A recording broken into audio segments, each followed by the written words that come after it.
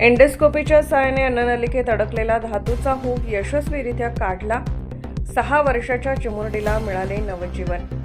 सांगली जिल्ह्यातील सांगलीवाडी येथील 6 वर्षाची कुमारी स्फूर्ती शुभम सोगटे हिने घरातील शोभेच्या झाडाच्या कुंडीचा एस आकाराचा धातूचा हूक चुकून गिळल्याने तो तिच्या अन्ननलिकेत अडकला होता.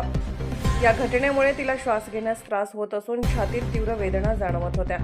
प्राथमिक तपासणीनंतर एका खासगी रुग्णालयात मोठी शस्त्रक्रिया करावी लागेल व जीवितास धोका संभवतो अशी माहिती नातेवाईकांना देण्यात आली होती.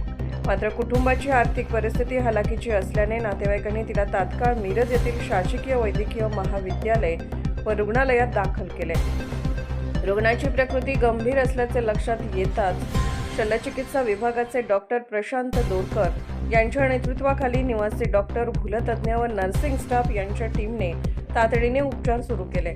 कोणतीही चिरफाड न करता एंडोस्कोपीच्या सहाय्याने अन्ननलिकेत अडकलेला धातूचा हूक सुरक्षितरित्या बाहेर काढण्यात डॉक्टरांना यश आले. ही अत्यंत गुंतागुंतीची प्रक्रिया यशस्वीरित्या पार पडल्याने चिमुरडीला अक्षरशः नवजीवन मिळाले आहे. या कार्यासाठी अधिष्ठाता डॉक्टर प्रकाश गुरव, वैद्यकीय अधीक्षक डॉक्टर प्रियांका राठी तसेच इतर वरिष्ठ डॉक्टरांचे मार्गदर्शन लाभले. या यशस्वी उपचाराबद्दल रुग्णांच्या नातेवाईकांनी डॉक्टर व मिरज सिव्हिल प्रशासनाचे मनपूर्वक आभार व्यक्त केले आहेत. वृत्तवेग न्यूज नेटवर्क कडून मुख्य संपादक गणेश वायदंडे.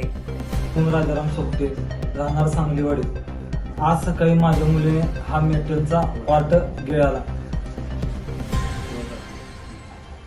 सकाळी 10 वाजता हा मेटलचा पार्ट गिळाला. उपचारासाठी आम्ही खासगी रुग्णालयात गेलो. त्यावेळी त्यांनी मोठ्या अमाऊंटचं ऑपरेशन करायला सांगितलं. त्यात पण तिने म्हणत होती की सक्सेस होईल नाही होईल. मग आम्ही वेळ न घालवता मिरज सिव्हिलमध्ये आलो. मिरज सिव्हिलमध्ये आल्यानंतर ना